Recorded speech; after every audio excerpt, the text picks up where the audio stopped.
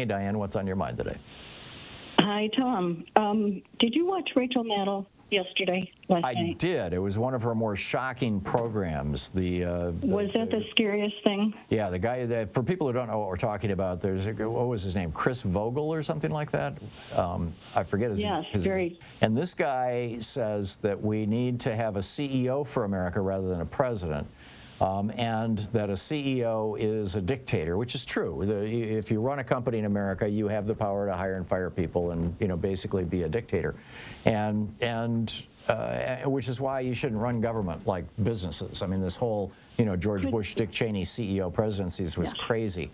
But this guy then says, and a CEO is the same thing as a dictator, and America has to get over its dictator phobia.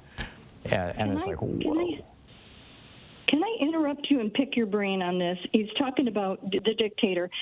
Explain, it can be tied together, I think. Opus Dei, 6 Catholics on the Supreme Court, the Heritage Foundation, Project 2025, and Vance saying that government should be removed like a tumor. This is Rachel Maddow had a lot of this on her program. Could you tie that together, please? Because I think there's something on the move there. Well, there's a huge Catholic influence here. I mean, J.D. Vance converted to Catholicism just like Clarence Thomas did. And they all converted to a very right-wing form of Catholicism, this whole Opus Dei thing. And but Heritage is connected to Opus Dei, right? No, not officially. Although I believe Kevin, what's his name, the guy who runs Heritage is also Catholic. But the Catholic Church is a hierarchical institution. I'd be reluctant to call it a dictatorship, but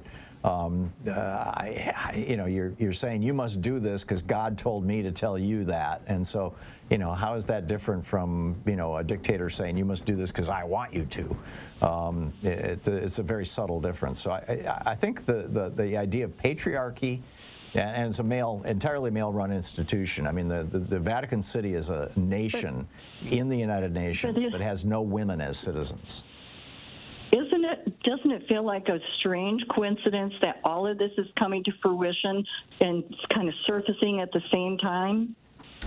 I mean, that's the scary part of it. Rachel Maddow did a good job of pulling it, but I'm just saying Opus Dei, it's aside from the honest Catholic. I'm talking the follower. I mean, Opus Dei is up there and very. There's a lot of good Catholics out there, but there is a right-wing movement. There are right-wing movements in most religions. Certainly, there's a right-wing movement within Protestantism as well. That you see with Franklin Graham and his nutcase, followers. But that was a very shocking program, and I intend to do a little more digging into it. Diane, thanks for the call.